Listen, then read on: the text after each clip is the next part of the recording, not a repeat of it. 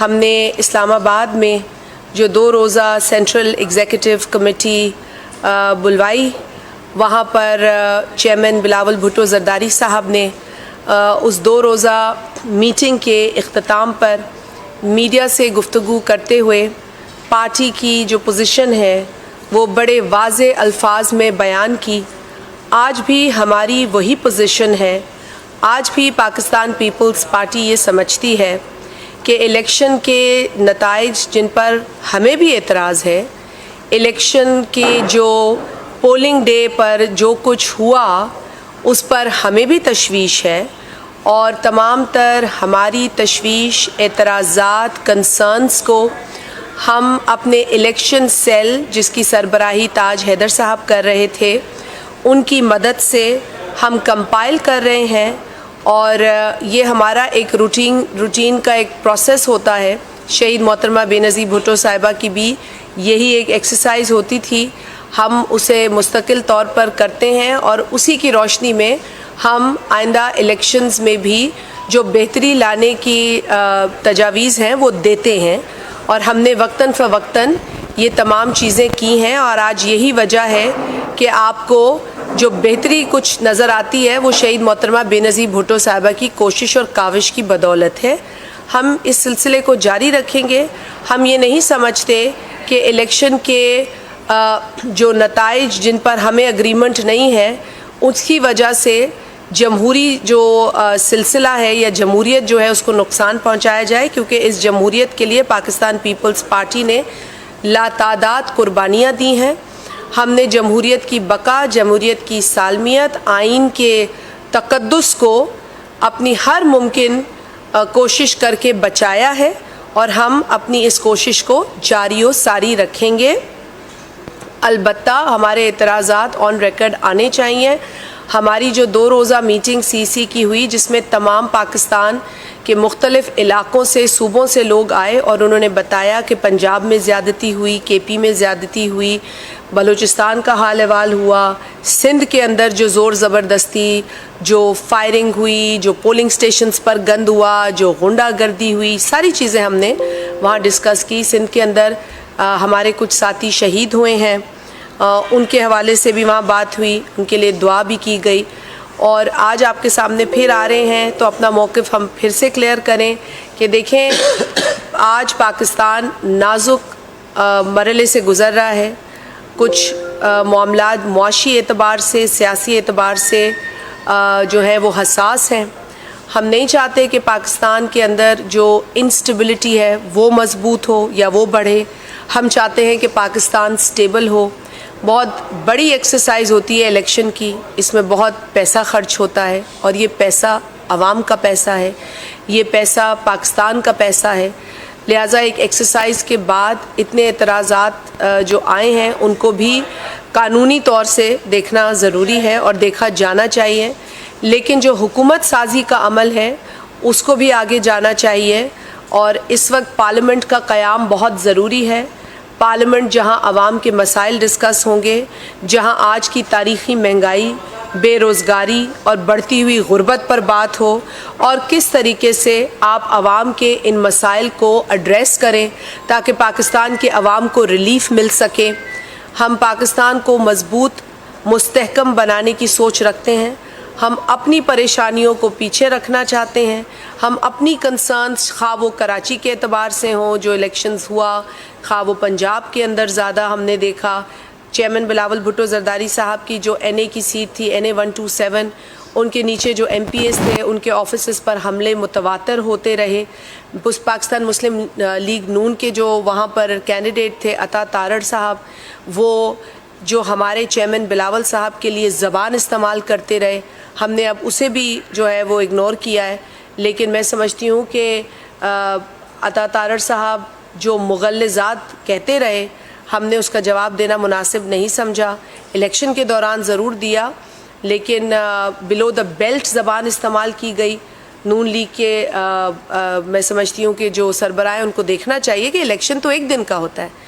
اگر آپ نے سیاسی انگیجمنٹ کرنی ہے تو آپ کو دیکھنا چاہیے کہ پارٹی کے چیئرمین کے لیے کس طرح کے الفاظ استعمال کیے جا رہے ہیں۔ الیکشن تو ہو جائے گا، لیکن الیکشن کے بعد بھی ہے ہمارے ورکرز یا ہمارے سپورٹرز یا ہمارے ووٹرز یا ہمارے جالے کیا وہ بات نہیں کر سکتے؟ لیکن ہم نے سب کو جو ہے وہ تنبیہ کی ہوئی ہے کہ ہم نے پولیٹیکل انگیجمنٹ کرنی ہے لوگوں کے ساتھ، لہٰذا ہم ماحول کو خراب نہیں کرنا چاہتے، ہم نفرت کو پروموٹ نہیں کرتے، ہم انتشار کی بات نہیں کرتے، ہم تقسیم کو پروموٹ نہیں کرتے، ہم تہذیب، پولیٹیکل اسٹیبلٹی، پولیٹیکل اویئرنیس کی بات کرتے ہیں۔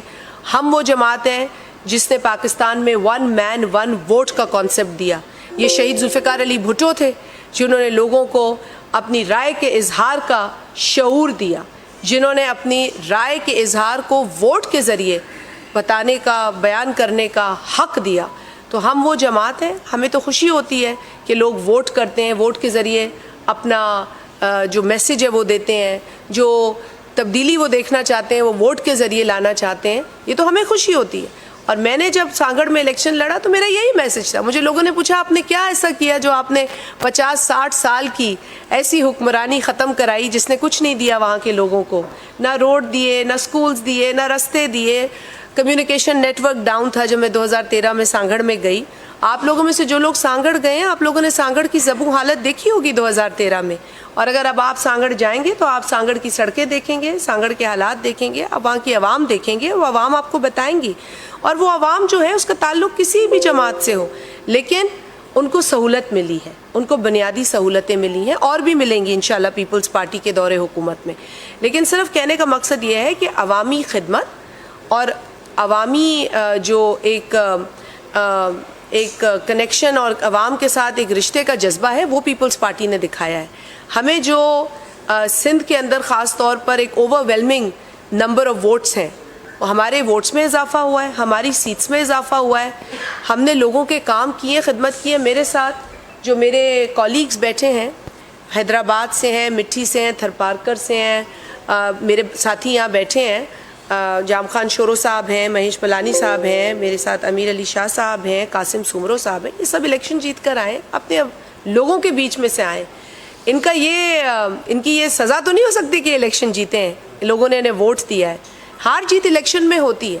ہاں آپ کو اگر کسی پروسیس پر اعتراض ہے، ہمیں بھی اعتراض ہے، لیکن اس کی وجہ سے ہم سڑکیں بند نہیں کریں گے، ہم ایمبولینسز کا راستہ نہیں روکیں گے۔ ہم ایک ایسے ملک میں جہاں دہشت گردی ویسے ہی ہمارے لیے ایک بہت بڑا ناسور ہے، اس کے ہوتے ہوئے ہم کوئی ایسی صورتحال پیدا نہیں کریں گے جس سے کہ لوگوں کو تکلیف ہو، جس سے کہ لوگوں کو دشواری ہو۔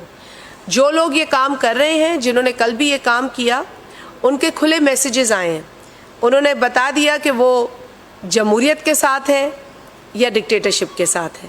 انہوں نے اپنے پیغامات میں بہت ایسی باتیں کی ہیں جو ہم دہرانا بھی نہیں چاہتے، کیونکہ ہم نے لاشیں اٹھائی ہیں۔ اس ملک میں جمہوریت کے حصول اور جمہوریت کی بقا کے لیے پاکستان پیپلز پارٹی نے جتنی قربانیاں دی ہیں، وہ پاکستان کے اندر بھی اپنی مثال آپ ہیں اور دنیا کے اندر بھی اپنی مثال آپ ہیں۔ سو لہٰذا اگر کوئی بڑے آسانی سے کہہ دیتا ہے نا کہ مارشل لا لگا دو تو ہمیں دکھ ہوتا ہے۔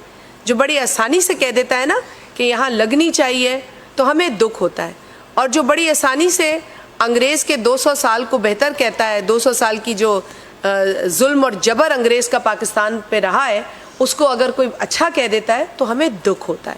کیوں؟ ہمارے اتنے لاکھوں لوگوں کی قربانیاں، ان کا خون، اس سے آپ مذاق کرتے ہیں جب آپ انگریز کی سلطنت کی تعریف کرتے ہیں تو مجھے دکھ ہوتا ہے۔ میرا خیال ہے کہ اپنے جو جس طرح جسے میں نے اس دن بھی کہا تھا کہ کھسیانی بلی کھمبا نوچے، آپ لوگوں کے پاس اگر کوئی ٹھوس شواہد نہیں ہے، اگر آپ کے پاس کوئی ٹھوس شکایت نہیں ہے، تو اس کا مطلب یہ نہیں ہے کہ آپ ہائی ویز کو بلاک کر کے لوگوں کے لیے دشواری پیدا کریں، اور وہ بھی آپ ایک جو روحانی عقیدت ہے اس کو استعمال کریں۔ ہمارے ساتھ امیر علی شاہ صاحب جیلانی جماعت کے روحانی پیشوا بیٹھے ہیں، سیاسی آدمی ہیں اور سیاست کو اور اس کو روحانیت کو مکس نہیں کر رہے۔ تو میرا یہ خیال ہے کہ ایسی بہت سارے مرشد ہیں، ہمارے ساتھ سروری جماعت بھی ہے، بہت بڑی جماعت ہے سروری جماعت۔ مخدوم طالب المولا صاحب کے پاس سندھ کے اندر پیپلز پارٹی کی بنیاد رکھی گئی، حالہ ہاؤس ایک آج بھی جمہوریت کی علامت ہے۔ تو اس طرح میں سمجھتی ہوں کہ لوگوں کو تکلیف میں ڈالنے کی کوئی ضرورت نہیں ہے۔ جو بھی مرشد ہیں ان کو زیارت کرانی چاہیے اپنے مریدوں کی. اور ہمارے ساتھ یہاں پر بیٹھے ہیں سارے لوگ, ابھی بات کریں گے تو آپ کو بیان کریں گے اپنی پوزیشن. جو دیکھا ہے سب نے, ہمیں پتہ ہے جو مٹھی کے اندر ظلم و جبر ہوا ہے ہم نے دیکھا ہے. لیکن دیکھیں اس وقت پاکستان کو استحکام کی ضرورت ہے. ہم جو ہے وہ امیچور لوگ نہیں ہیں, ہم فسادی نہیں ہیں. ہم تو چاہتے ہیں فساد ختم ہو, فتنہ ختم ہو, تقسیم ختم ہو, نفرت ختم ہو. بلاول بھٹو زرداری صاحب امن کی بات کرتے ہیں, اتحاد کی بات کرتے ہیں. آصف علی زرداری صاحب مفاہمت کے چیمپئن ہیں. انہوں نے کبھی بھی جو ہے اپنے پاس پاورز نہیں رکھی. صدر آصف علی زرداری صاحب صدر ہونے کے بعد انہوں نے پارلیمنٹ کو مضبوط کیا, 18ویں ترمیم کی, اور کل ایک جلسے میں ایک تقریر 18ویں ترمیم کے خلاف ہوئی ہے.